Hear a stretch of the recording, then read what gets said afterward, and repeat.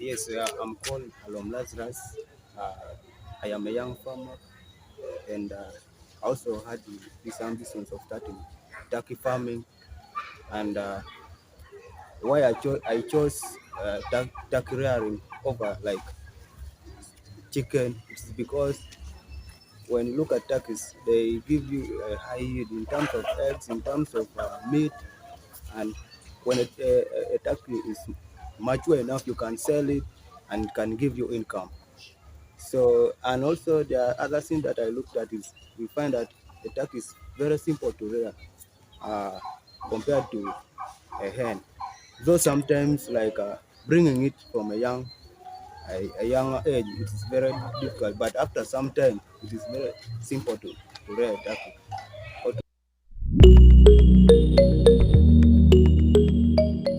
I started rearing, what did I have to consider? One is land, the area that you're supposed to rear your turkey from. Then the other one is capital, of course. So you need to have enough capital for you to start a turkey farming. Uh, you, why you should have that capital is it can help you like for buying food for them and then buying drugs in general to maintain their health and those other things. So what mainly we are going to pass through how I manage rearing turkeys like in a free range system because this is a free range system that I'm doing. Generally with turkeys, you have to consider there are three like food materials that you're supposed to consider when you're giving your turkey food. One is like carbohydrates, the other one is proteins, and then the other one is fat, but mainly carbohydrates and fat. Yeah. So when you're giving, you need to consider which age of turkeys are you going to give, which element, uh, like which ingredient, I mean. So like for me, during the age of the first 4 weeks, I can give this proteinous material in order to able to make it grow faster. After 4 weeks, around 8 weeks, you can give a turkey like those grower feeds, not the other starter feeds again. That contains around starter feeds contain 28% of the what protein, while these grower feeds contain 26% of the what protein. So what you need to consider is consider the ingredient that you're going to give to your turkey. So then the other thing is after 8 months, 8 weeks, I mean, you can give again a proteinous rich material in order to boost them again to grow properly. You know, proteins give is a body building food. So the other thing is what we need to consider again, mainly about to. Okay, then the other okay about the feeding again. You need to when you're choosing a material, you need to choose that that you're economically okay with it. Yeah, you don't need to choose some food materials that are very they have very many very high prices. So you need to choose something that is you can afford. Generally, like for me, I use maize bran that I can give, and then I can mix. I can do a food formulation. So like sometimes I can go even also to buy from those those other shop. I can get food from there and then I bring. So maybe and then the other one is after food, how I give food.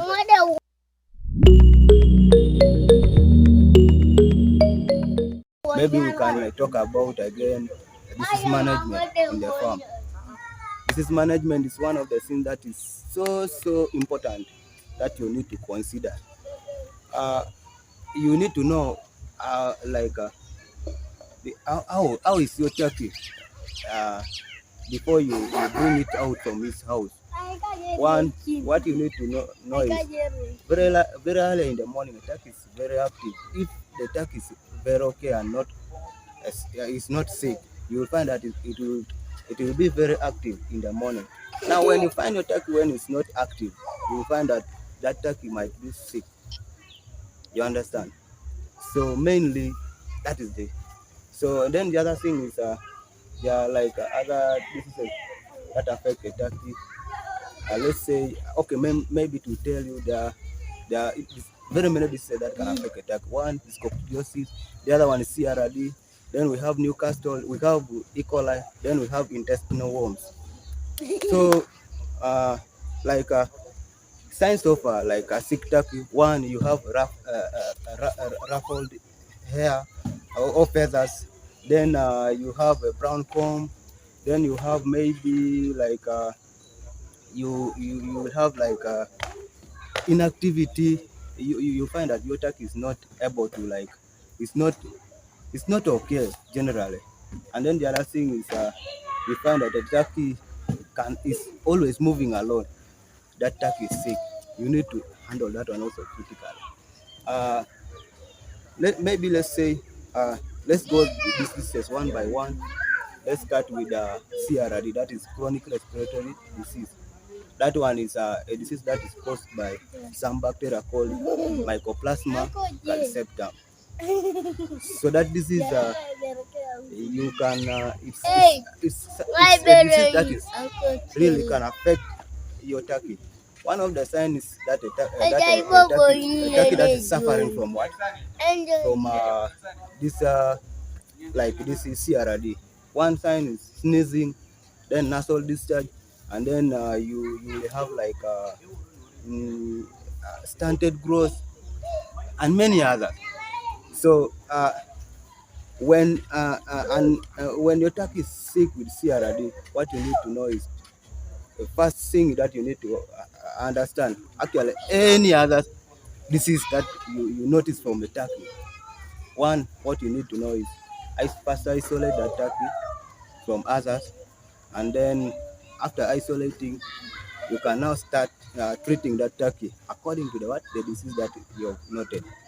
When you not when you not like your turkey is suffering from CRD, uh, that disease can be handled one by you giving them antibiotics. Like we have some antibiotics like Tylosin, we have like Tiamulin.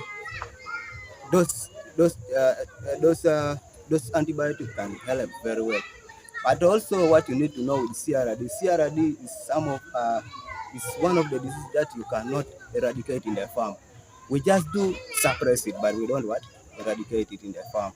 So you find that a CRD disease, a CRD, if your flock is having a CRD trait, it can be transferred from a parent to a what to the offspring.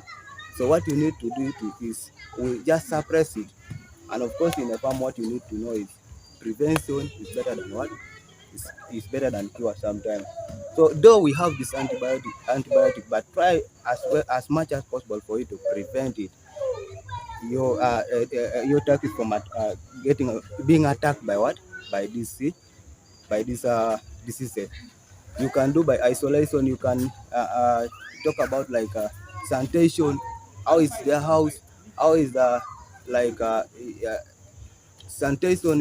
You can talk like traffic control the people that are coming into your farm. Yes. Now, when you see for us here, this farm, first of all, when we first started this thing, we said let's start a demo farm because we knew this place is not enough for us, and also there are many things that are contradicting us from doing this from here in town. But we are looking forward to extend this farm I know by maybe next year we shall extend it to the village there. Because here in town, because one, a turkey farm should be at least 50 kilometers away from the what, from the road, and from where people always be. So those are the challenges that we have here. So I was talking about CRD. So after you giving this tyrosine or this antibiotic drugs, you can also do that, like first give a high quality feed to your turkey. Uh, and then the other thing is, make sure you have enough water in the farm, and the water should be clean. You understand? The water should be clean in the farm. And then the other thing is, again, maybe let's talk about Newcastle disease. There is a tendency whereby you will have Newcastle plus CRD plus this E. coli disease in your farm, and that is a case that is very terrible, and you should know how to deal with it. When you notice that there is CRD, there is Newcastle, there is a E. coli in your in your farm. One of the things what you need to do is first, before you start a treatment, first understand that which type of Newcastle do you have in your farm. Then the other one is first handle the secondary infections in your farm, like first treat the CRD, first treat E. coli. You can CRD you can treat by just like the way I said, you can treat by giving them these antibiotics like thiamulin, then tyrosine. Then the other thing is dealing with this E. coli. E. coli also you can do with there are some drugs like those sulfur drugs, basically those one. Then there are some other drugs that you can just go into the shop, drug shop, then you go and ask that, give for me this drug for E. coli. I have an E. coli in my farm. After you treating that, those two diseases, E. coli and CRD, now you can give your turkey vitamin D supplement, vitamin C. Vitamin C supplement in order to boost their to boost their immunity before you treat before you treat Newcastle. Now you find that Newcastle comes into three stages. There is one stage that is so it's not so much dangerous. That is it's called elentogenic strain, and then second strain we have mesogenic strain, and then the other one you have is the velogenic strain. So when dealing with this, you need to know with the lentogenic strain, that one you find that your turkey has some respiratory signs, and then also the other one is the digestive signs, like greenish poop, like that. So what you need to know is know how this how the signs of this diseases and each step of it.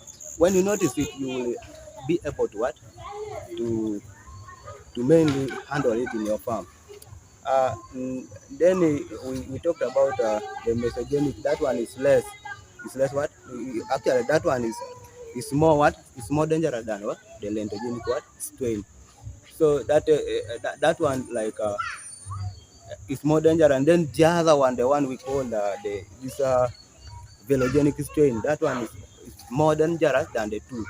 So you find that at that stage you find that egg production is very slow in your turkeys. So then another sign for that one, for velogenic strain, is you find that there is some torticollis. Yes, you find that sometimes your turkey can have twisted head, twisting head sometimes.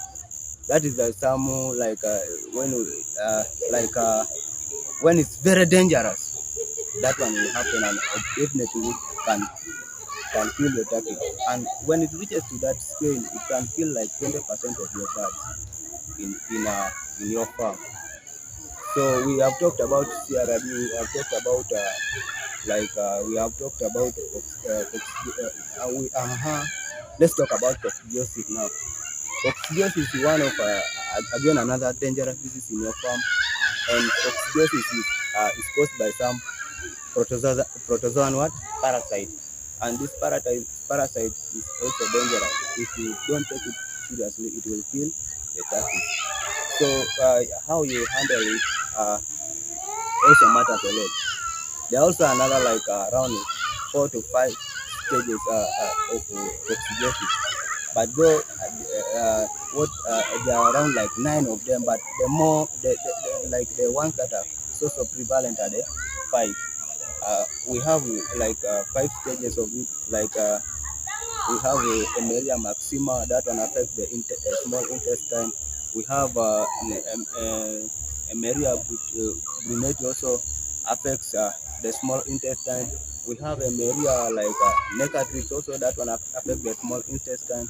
And then the other one have Emeria the Tonella that one affects the cecal. And then there is this one that affects the duodenum. It's called Emeria acavulina. So you need to know which kind of disease that's affecting your farm. And maybe there is you can try you can do like a trial and error method. When it's failed, take your sample of birds to the lab for testing. Then from the lab they will give you and they will tell you that this is the kind of coccidiosis strain that is affecting your turkeys. Even Newcastle, the same story. When you try a trial and error method, what you need to do is take it to the lab, then they will tell you from there. Then you come and treat it properly. So those are the main things. Actually, how I have managed to do these things from here. But there are many other things that we would like to discuss about turkeys. That is it, man. We decided to put this plant here. This is aloe vera, and then that purple. Aloe vera heals lungs, whether it is a sunburn, burns, cuts. Aloe vera is the best, so that's why we decided to put it there. Aloe vera also has antioxidant and then antibacterial properties. Also lowers the blood sugar level for us human beings. So there are very many uses of aloe vera. Another one is it helps in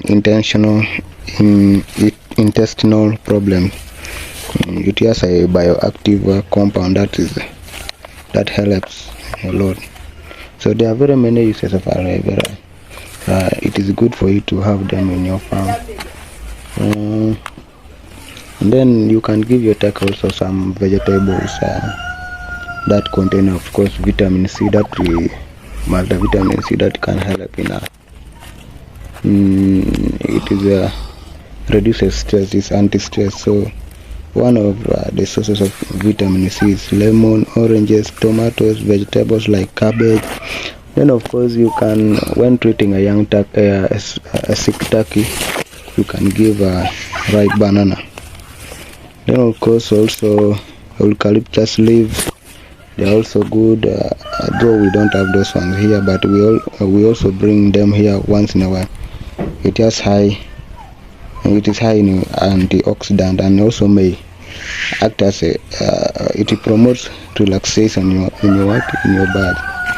Another one is ginger. Ginger, we planted it here, and it is here in the farm. We have it here. Improves body weight for broilers. And then when you mix ginger plus garlic, it can act as a growth promoter.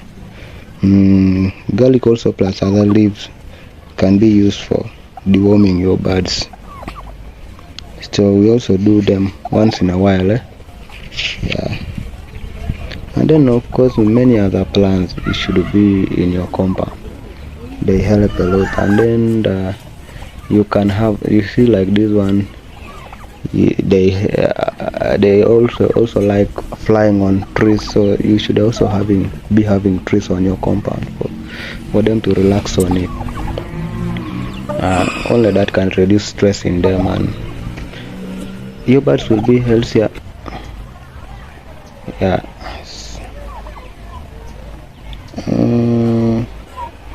Yeah, mainly.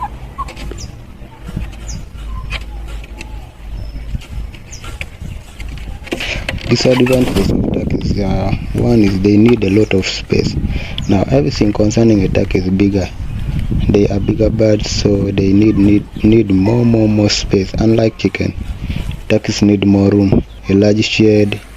Now you find that again, you see like there are some of the turkeys that have already gone outside the fence. I know you've seen. And then you find, and that one is very risky. I remember one time back, one of our turkeys was knocked by a motorbicycle. That one is very risky. You know turkeys are slower moving. Wow. Let me take you to one of the activities that we do here every day, since our birds are now grown up and then they lay eggs. Wow, they can lay eggs. Let me take you, let's go here. Over there you can see you will have around 3 eggs. Let's pick. So let's try to move again. Let's move again. I know, I'm very sure we shall get another one. We go. Yeah. This is still within the fence. You see there. Have you seen? Wow. That you can see there are around 5 eggs there. Let's pick this one also, and we keep on moving.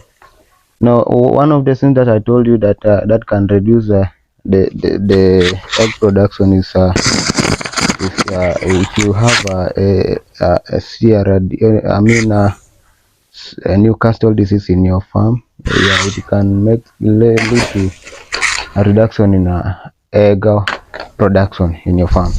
So make sure you deal with those diseases carefully, and mostly these are the lentogenic strain of I know we shall talk about it later, about the 3 types of these ND disease.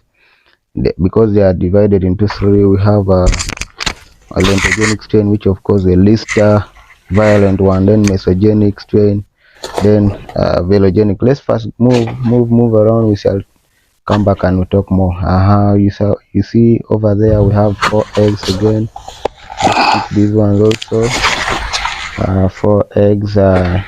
This is all the values of cooking a turkey. Someone who wants to know more about rearing turkeys, you can call me on my telephone number 078 11 25 586.